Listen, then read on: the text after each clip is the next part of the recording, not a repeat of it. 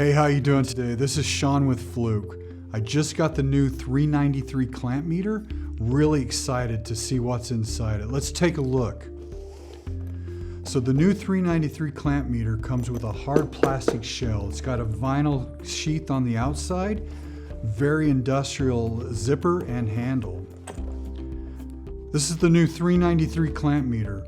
This is the first 1500 volt Cat 3 rated clamp meter.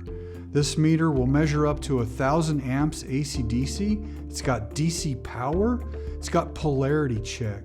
It's got visual continuity. It's a powerhouse of a meter. Let's look and see what's inside the packaging. Inside, it comes with the standard 1500 volt Cat 3 rated test leads.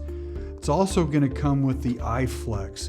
This is a flexible current clamp used to measuring up to 2500 amps AC. And finally, it's going to come with your T-Pack magnetic hanging strap. This is great when you want to hang the meter and use those test leads and not have to fumble with them. I'm really looking forward to taking this meter out into the field and putting it to the test.